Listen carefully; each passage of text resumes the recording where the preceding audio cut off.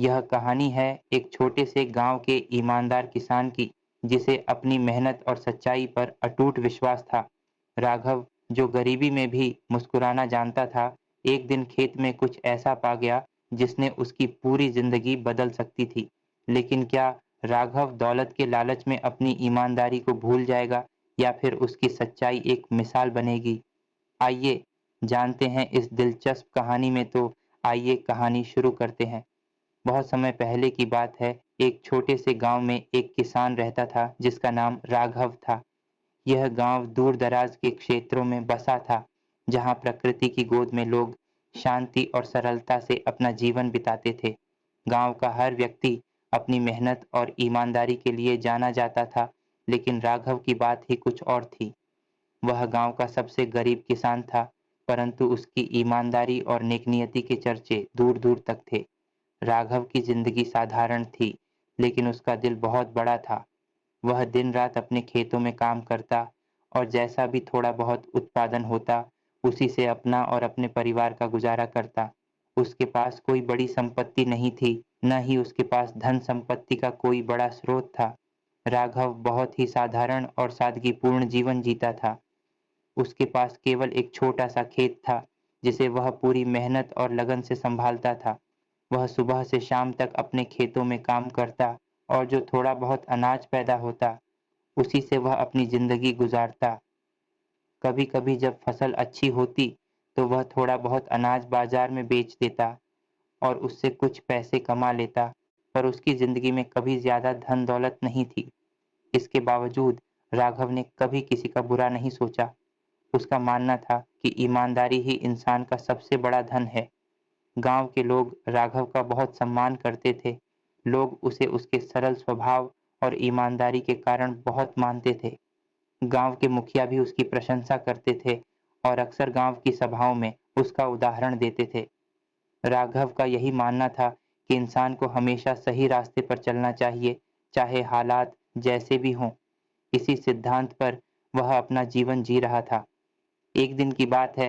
राघव की तरह अपने खेत में काम करने गया था। उस दिन मौसम बहुत अच्छा था और हल्की हल्की ठंडी हवा चल रही थी। राघव अपने खेत में हल चला रहा था और बीज बोने की तैयारी कर रहा था। उसकी मेहनत की चमक उसके चेहरे पर साफ दिखाई दे रही थी। काम के दौरान अचानक उसकी नज़र खेत के एक कोने में पड़ी, जहां कुछ चमकता हुआ दिखाई दे रहा था। पहले तो उसने ध्यान नहीं दिया, लेकिन जब वह करीब गया तो देखा कि वहां एक छोटी सी थैली पड़ी थी। वह थैली पुरानी और धूल में सनी हुई थी, लेकिन उसकी चमक साफ दिखाई दे रही थी। राघव ने उस थैली को उठाया और धीरे से उसे खोला। जैसे ही उसने थैली खोली, उसकी आंखें चमक उठीं।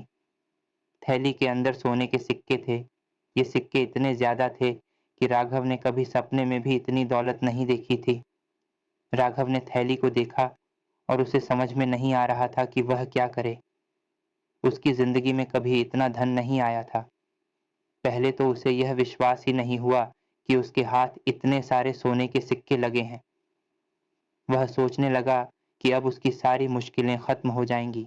वह अमीर बन सकता है, अपनी जमीन बढ़ा सकता है और आराम से अपनी बाकी जिंदगी बिता सकता है। उसे अब अपने परिवार की चिंता नहीं करनी पड़ेगी और उसके बच्चे भी अच्छे कपड़े पहन सकेंगे। राघव के मन में कई विचार आने लगे। उसने सोचा कि अब वह नई जमीन खरीद सकता है, अपनी खेती को बढ़ा सकता है और एक आरामदायक जीवन जी सकता है। अब उसे दिन रात खेतों में पसीना बहाने की जरूरत नहीं होगी। अब उसका परिवार सुखी हो जाएगा और उसकी जिंदगी बदल जाएगी। लेकिन तभी उसके मन में एक और विचार आया। उसने सोचा कि यह धन उसका नहीं है, यह सिक्के किसी और के हैं, और अगर उसने इन्हें अपने पास रख लिया तो यह चोरी होगी। उसकी ईमानदारी ने उसे झकझोर कर रख दिया। उसने सोचा कि अगर वह इन सिक्कों को ले लेगा तो वह अपनी आत्मा से छल करेगा। वह हमेशा से मानता था कि सच्चाई और ईमानदारी से बड़ा कोई धन नहीं होता। राघव के मन में विचारों का तूफान चल रहा था, लेकिन अंत में उसकी ईमानदारी ने जीत हासिल की।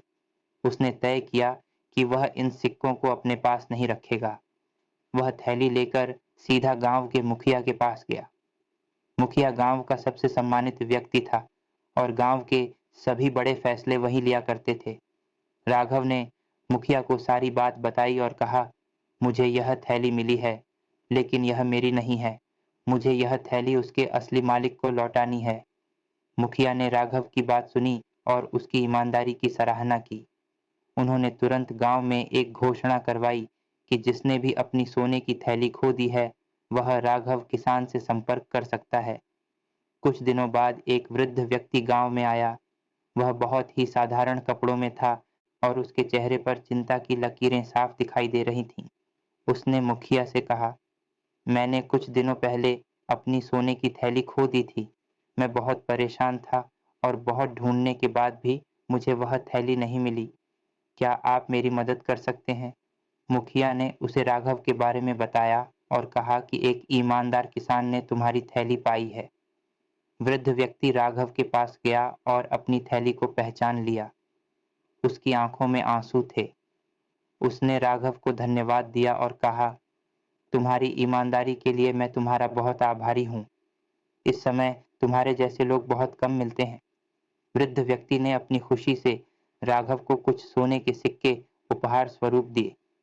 उसने कहा, यह मेरा कर्तव्य है कि मैं तुम्हारी ईमानदारी की कद्र करूं। तुमने जो किया है वह आज के समय में कोई नहीं करता। राघव ने इन सिक्कों को विनम्रता से स्वीकार किया, क्योंकि वह जानता था कि यह उसकी ईमानदारी का फल है।